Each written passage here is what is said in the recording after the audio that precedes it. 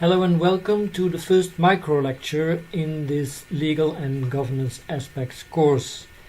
This micro lecture will cover the concept of governance. My name is Pieter Jan Klok and I will be teaching the governance part of this course. We will first pay some attention to the concept of governance. You will find that this concept is used in quite a few different ways. So it's good to have some clarification on this first. We will then continue with the focus on governance in this course, how we will use this concept in this course, and this implies also that there is a choice between different modes of governance. So we will describe very shortly the fact that there is this choice. This micro lecture is related to a paper that is on the website for the Legal and Governance course, paper by Kersberg and Van Waden. So a lot of the stuff that's talked about you will also find in this paper. Now, if you have read the paper, you have found that there are quite a few different meanings of the word governance. So it might be a bit confusing to look at all those different meanings, so I structured them in three different levels. And the first level is that of the macro level, that is the state level. And at this level, the basic issue of governance is how you run a country.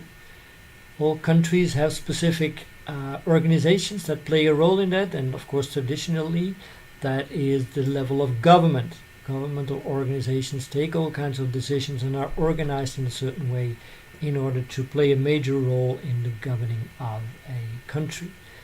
Now, the idea of governance is that this concept should be extended.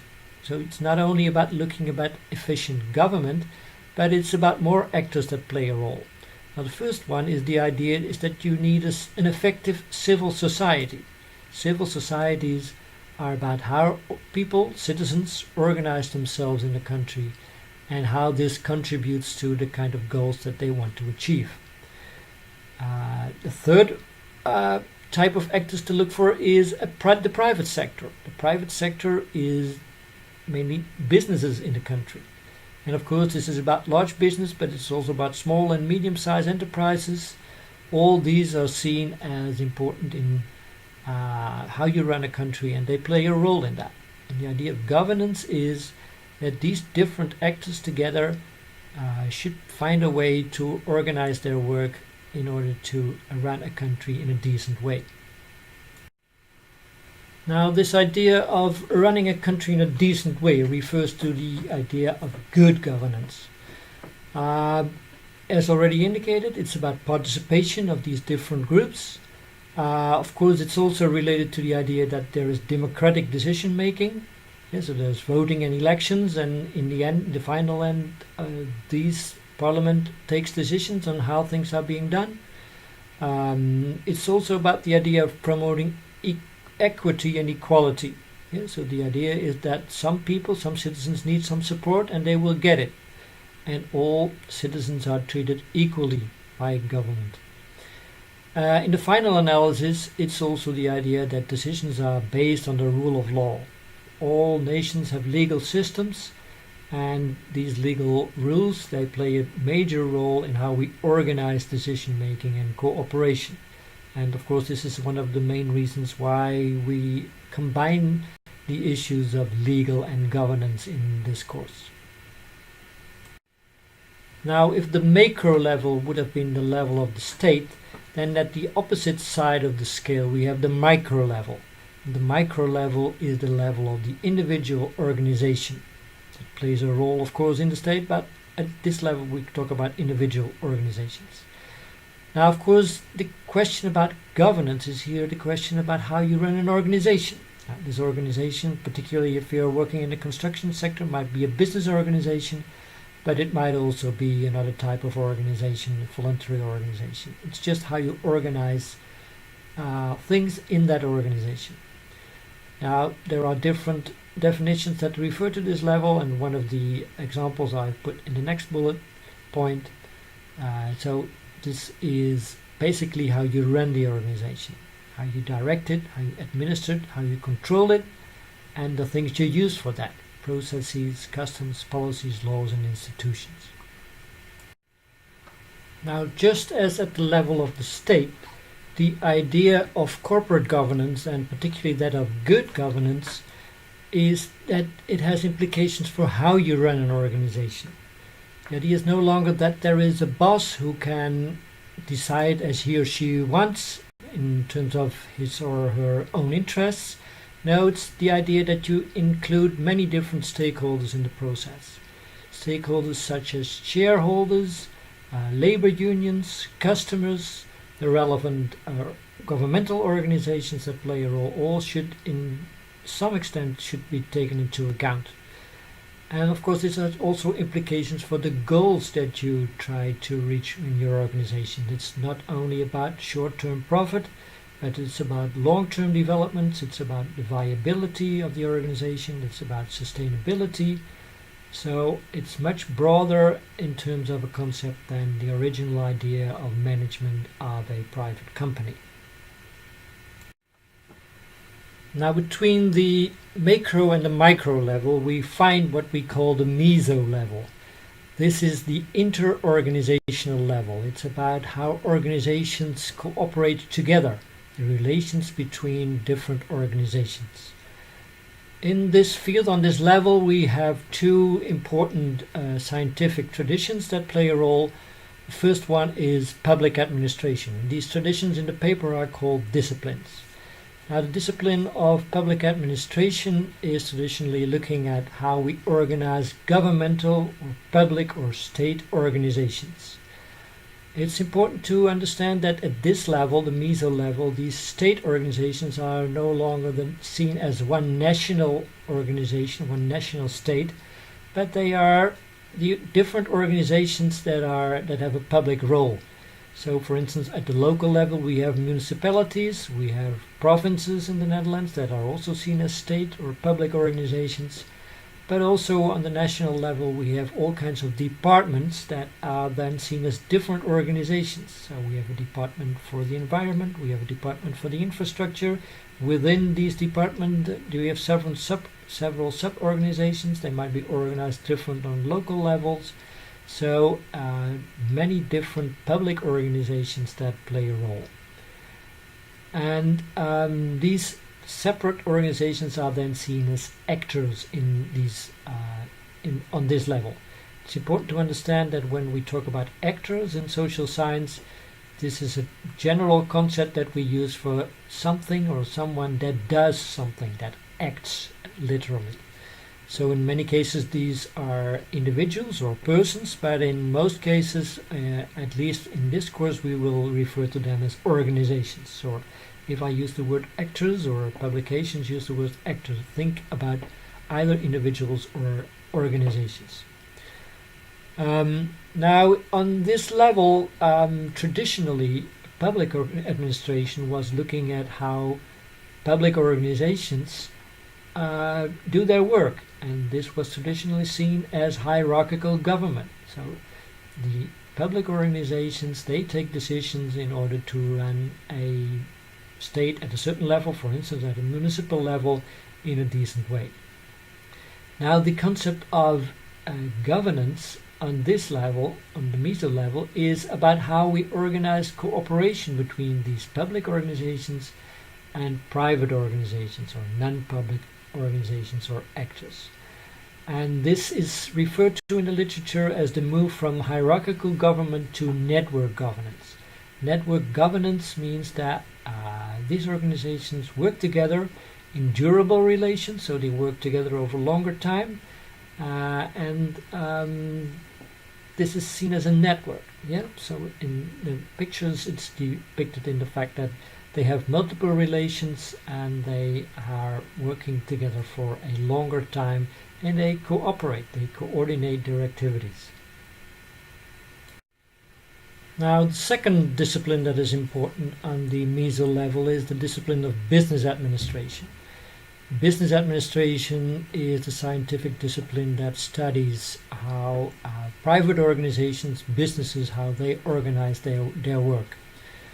Now, these business organizations, they usually operate, of course, in a different field than the public organizations. What we see is how they are organized is two different things. On the one hand, internally within the firm, they are usually organized as hierarchies. Yes, they are organized as bureaucratic structures, as is said in this definition, where top-level management takes decision on what is done within the organization. However, on the level of relations with other organizations outside the organization, they are used to operate on markets. They function in competitive markets where they have to be better than the competition and earn their money and outperform their competitors. And of course they have contractual relations to do that. Goods are supplied by different companies and they sell them on markets, and they do that on the basis of contractual relations that are usually called markets. So, and what we see in the field of business administration, that we see also here a shift, a development towards network governance. And network governance is then, again, it's the same idea as seen as in the public administration field. It's about durable relations that exist now between companies and where they work together, they collaborate, and they coordinate their activities over longer times. So that is, of course, a different way of organizing things between them than in markets. So in this discipline, the shift is called from markets to network governance rather than from hierarchies to network governance. And of course, we can symbolize this in a picture that is more or less the same as the one that we had on the public administration field. It's about durable relations between organizations, no longer competing for money or market share, but working together. Now, the focus of this course will be on exactly this meso level, this inter-organizational level. It's about how organizations organize their work, how they cooperate or do not cooperate with each other, and what the relative benefits of these ways of organizing their work are. As you have seen in the previous slides, we have basically three options available here: hierarchies, markets, and networks. Hierarchies, if you are looking at the situation of a construction firm, it's about how you organize your work, how you build buildings. In hierarchies, if you opt for hierarchies, you would do everything within your own company. You hire personnel and you try to do all the tasks yourself. If you opt for markets, then you would buy large parts of what you need under competitive market conditions. So you will have subcontractors that will compete for the best deal, and you will hire them, so to say. The third option is networks. It's collaborating with a limited set of partners over a longer period of time. So over and over again, you work together with the same partners rather than selecting different ones in competitive markets. We will talk a lot more in subsequent micro lectures and in subsequent papers on what the characteristics of hierarchies, markets, and networks are, and the conditions that play a role in which one would be more effective or more efficient. On the level of this micro lecture, it's important to understand that they are seen as different ways of organizing your work, different modes of governance, as they are also called, and that there is the possibilities that organizations can choose between these different modes. So it's interesting to see for them under which conditions these different modes are beneficial over the other ones. Now, if we talk about choice between different modes of governance, it's important to understand what will guide these choices. What kind of goals do organizations want to achieve when they make decisions on whether to collaborate with other organizations or not, and in which way they organize this. Now, there are many goals that can play a role here, but I've organized them in four major ones. The first one is effectiveness. Organizations might need each other in order to do something to attain their goals because they miss certain resources and other organizations have those resources. For instance, if you want to build a building, it might be the case that one company has a plot of land but has no expertise and no money to build a building. So they might be looking for an investment company that has a lot of money and is willing to invest it. And they might also be looking for a construction firm that has the technology and the people to actually build the building. So each of those three organizations separately, they can't reach their goals, they can't build a building, but together they can combine their resources and do the things that they want. Now, the second reason what they are looking for, the second goal organizations are looking for, is efficiency. It might be the case that you are able to do something on your own, but that other organizations are far more efficient in doing that job. So because they have specialized in that, for instance. That's one of the main reasons why we have submarkets in construction, is that certain organizations have specialized in doing certain things, for instance like plumbing or finishing buildings or whatever you can think of. Because they really specialize in that, they can do it more efficiently. It costs less work, or they have specific technology that does the work in a more efficient way than other companies. And of course, by combining that, by combining relatively efficient organizations and working together, the whole of the organization of the work can be done more efficiently. Now, a third reason to look for collaboration with other companies is innovation. Organizations are usually good at doing certain things. Of course, this is linked to the idea of specialization that was in the previous bullet point. Now, of course, if you specialize in doing certain things, that means that you're not good in doing other things. And if you want to want to do something new and innovate, then you might need expertise and resources from other companies. And by getting that and by combining expertise and resources from others, you might be able to develop something new and be competitive in future markets. Now, the last important goal that organizations are looking for is legitimacy.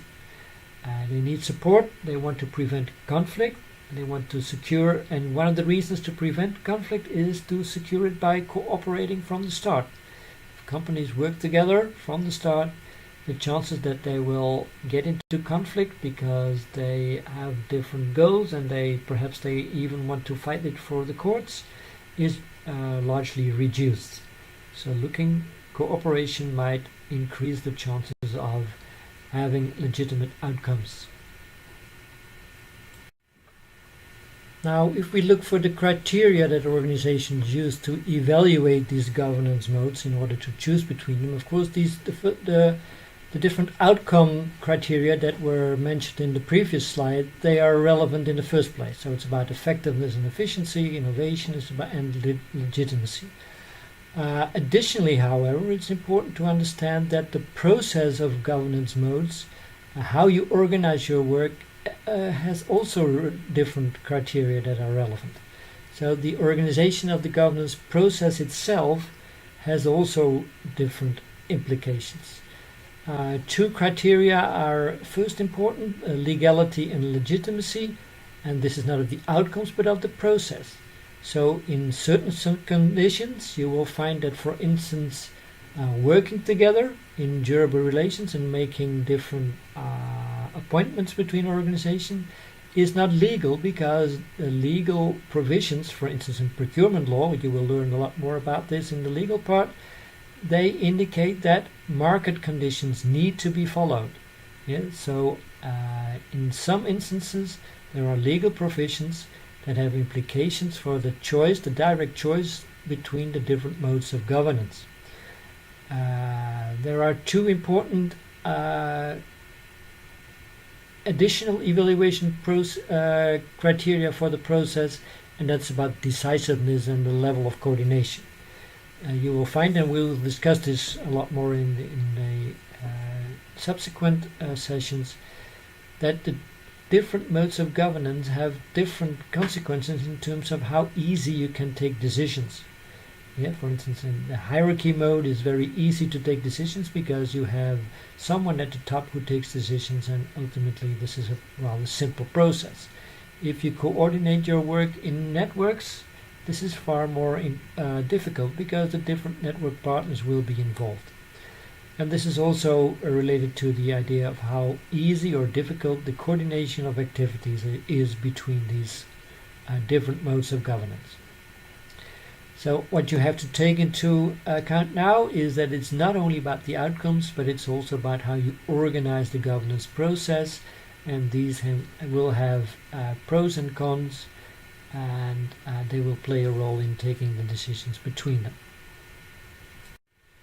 So that's it for this micro lecture. We paid some attention to the meaning of the concept of governance.